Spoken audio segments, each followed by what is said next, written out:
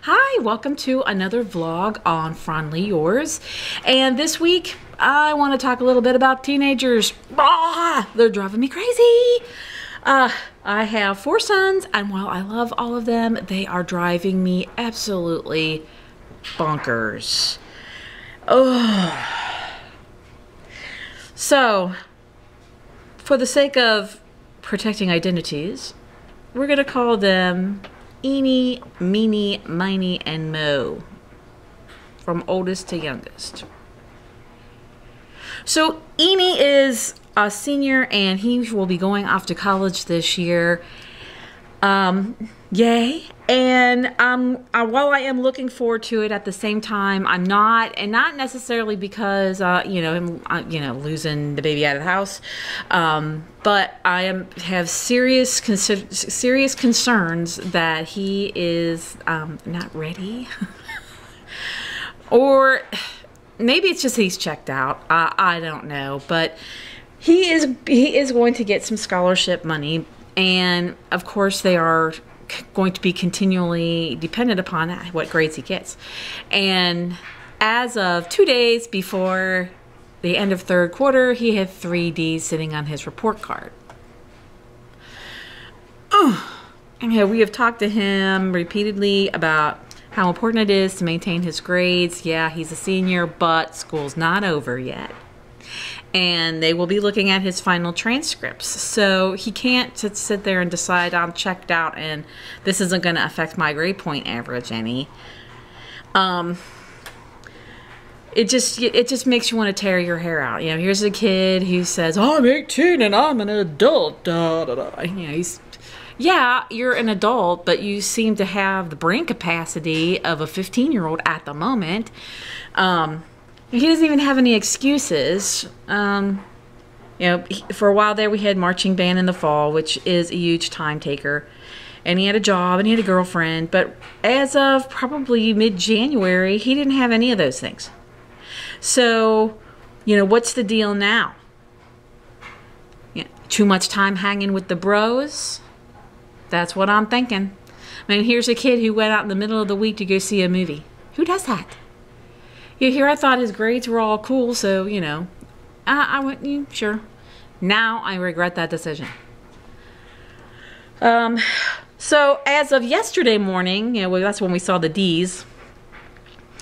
We talked to him about it, and he comes home from school and he says, well, I've done this and this, and so I've got them up to C's. And when the teacher puts in such and such and such grades for this other one, I'll have a B. Why does it take me and Dad having to say, you need to check into this and fix it, especially when it's at the end of the quarter? You want to go live on campus, which it is here in town, so he does have the option of either staying there or staying at home. And his brother, he shares a bedroom with Meany, and if he's dependent upon his dad and Meany making sure he gets up in the morning. He says he sets an alarm clock, but then doesn't get up. And now he's not being organized with his time, and his grades are starting to show it. So it makes me concerned that he's going to be able to handle that responsibility well. And I'm sure that I'm not the only parent who has felt that way. Now, Meany is very, very smart, but Meany is lazy. Oh, his future, the things that could be at his disposal would be limitless because of how smart he is, but they become limited because he doesn't want to put forth any effort. I could understand if it's a class that he would struggle in, but some of the classes that he's having problems with are ones that he's always done very well in the past. So what the hey? How do you motivate someone to not accept mediocrity? How do you get someone to care? I mean, I used to sweat it when I was in high school if I was getting a C, let alone not be worried if I had a D, or God forbid an F. And I didn't get my first D in a class until I hit college, and I almost quit college because of it. My dad was the one who convinced me that I needed to stay and to just try again, that don't don't let one low grade keep you from getting your degree. But he kills me. It just kills me. It's like, he's dragging his feet and getting his Eagle Scout. He's like 1 or 2 merit badges away. He's already done his Eagle project. We thought he only had 1 merit badge, and then come to find out that no, he hadn't checked far enough because he didn't take the time, and found another one that he has to finish. So yeah, his dad about blew a gasket, but he's not going to get to drive until it's done, so he's only hurting himself. So, and then, while Meanie can be exasperating, for the most part, all these kids, they're good kids, okay? It's just, the teenage stuff is just driving me crazy. The older 2, not as bad other than the school performance, but the younger 2, when I get to them, which I'm about to, oh my word. So let's see, we did Eenie Meenie, so we're on Miney. So Miney, he's a junior high student. When he was in grade school, he was considered gifted, and did very well, particularly in language arts, math and social studies. His brains fell out, I think, at the end of 6th grade. Or not the end of 6th grade, probably halfway through 6th grade year. And I say that because some of the stuff that he asks or he notices just blows you away. Like, you didn't notice that before? Stuff like, okay, we're having a conversation about an upcoming family event. We're going to go see somebody in a play. We've been talking about it at the dinner table a couple of times during the week. And then the night of the event, he'll say, why is everybody getting all dressed? You weren't paying attention. We're going to a show, remember? No. Just, his school performance has basically been a roller coaster ride. And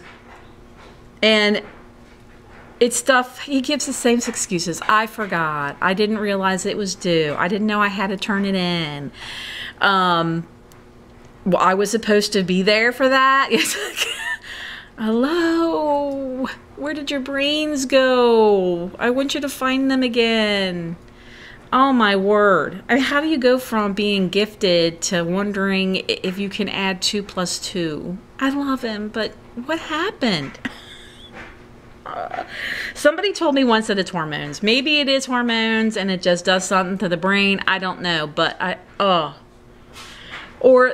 one of the things that are normal, that people would, I shouldn't say normal, things that people, you would assume a person would know, or especially of a kid his age.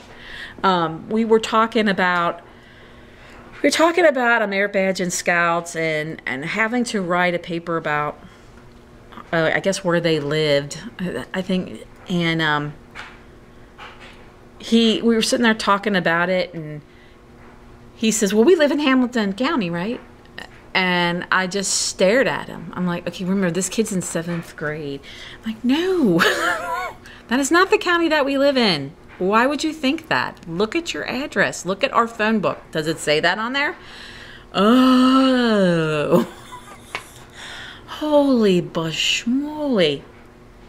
Just little stuff like that. I mean, but the youngest one, actually, Mo, he's been doing pretty well in school. While he's not Einstein genius by any stretch of the imagination, but he's really blossomed in the last couple of years, and his grades are really doing well. What drives me nuts, and he's probably the one that drives me the most crazy, is for a 6th grader, he acts more like he's in preschool. He throws temper tantrums to the point where he's kicking and screaming on the floor, or he's stomping upstairs and throwing stuff. He definitely has a temper problem. And it just makes me wonder if he does that stuff at home. Gosh, I hope he is not doing that at school. And it doesn't get him what he wants, at least certainly not from me. And I mean, that's just ridiculous. Absolutely ridiculous to sit there and act like that. And then when he gets in trouble for something, he punches Miney. If he's asked to do something that he doesn't want to do, he punches Miney.